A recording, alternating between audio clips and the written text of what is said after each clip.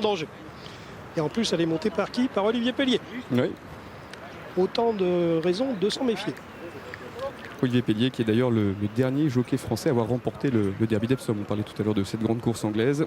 C'est l'un des plus beaux palmarès de la planète parmi les jockeys évidemment. Allez, le départ, ils sont tous dans les stalles. Elles sont toutes dans les stalles.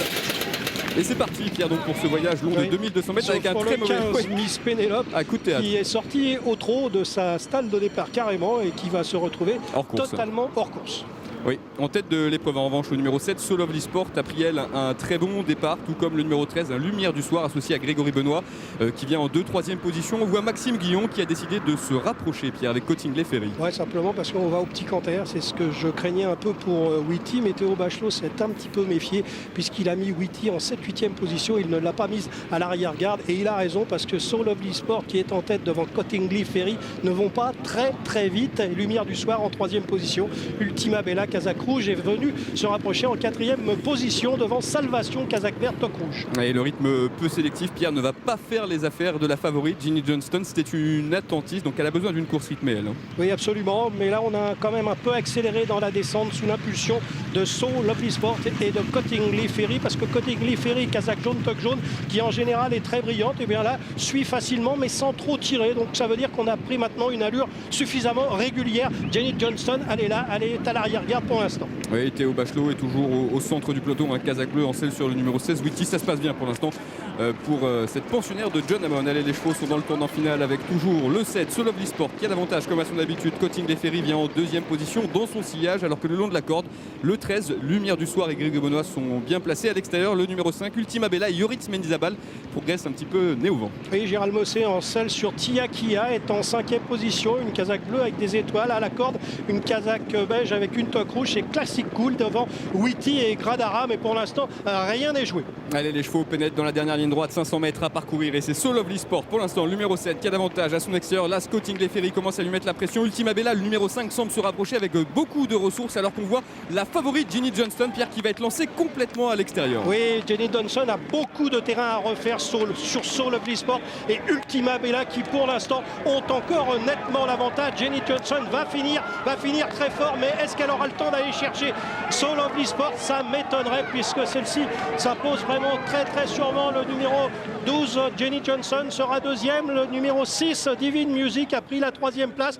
Gradara, il me semble, le numéro 8, a bien fini pour prendre la 4e place. Et derrière, c'est un peu plus mélangé. Mais en attendant, So Lovely Sport, le numéro 7, qui est parti assez rapidement, qui a imprimé une allure sélective, s'est imposé vraiment très facilement sous la montre d'Antoine Sanson. La 2e place pour le 12, Jenny Johnson, une nouvelle fois 2e. La 3e place pour le 6, Divine Music.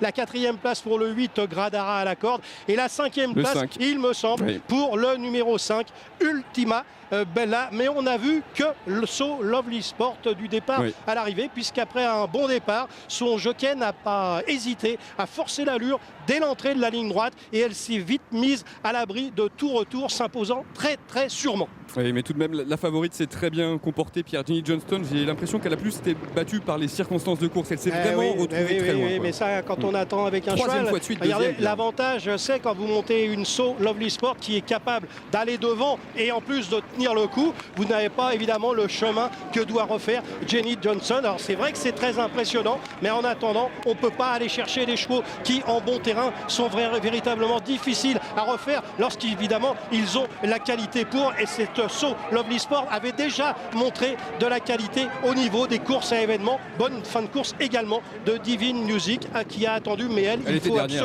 il faut absolument la monter en position d'attente. Oui, c'est vraiment les deux belles notes. Ginny Johnston et Divine Music, ce sont les deux qui ont réussi à revenir de l'arrière. Regardez Divine Music. Elle est très loin là. Ah elle est vraiment très loin. Elle a 2 concurrentes simplement derrière elle, alors que nous sommes quand même à mi-ligne droite. C'est au moment où So Lovely Sport va faire la différence. On voit Jenny Johnson qui se rapproche bien. Et regardez Divine Music qui était pratiquement avant-dernière à mi-ligne droite et qui va finir à toute allure. Mais c'est une jument qu'il faut absolument monter de la sorte. Quand vous la montez plus près, eh bien elle ne finit pas. Donc il ne faut pas aller contre l'aptitude des chevaux. Allez, on va tout de suite aller féliciter Antoine Sanson. Félicitations et bravo Antoine, puisque c'est la première fois que vous remportez une course événement de plat. Oui, merci. Oui, bah, c'est mon premier quintet, puis bah, longue chance, ça fait plaisir. Alors racontez-nous votre parcours. Vous ne vous êtes pas embêté de tactique, hein, si je puis dire, entre guillemets. Antoine, vous êtes allé devant.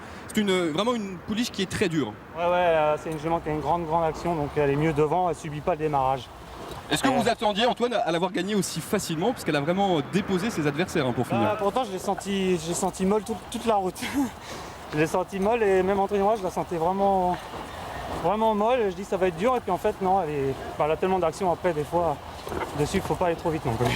Ouais, c'est une pouliche qui venait de très bien se comporter face au mâle. C'est une victoire que vous pensez assez logique au vu de ce qu'elle venait de faire face au mâle, Antoine? Ah oui, elle a mérité. Hein. L'autre jour, on l'avait planqué contre les mâles parce qu'on ne voulait pas qu'il y ait une course dure pour cette course-là. Donc c'est une chose payée, c'est bien. Eh bien, bravo. Je remercie M. Chevillard et puis toute son équipe. Le message est passé. Voilà, Antoine, bravo pour cette Antoine. première victoire donc dans une course événement. 7, 12, 6, 8 et 5. C'est l'arrivée.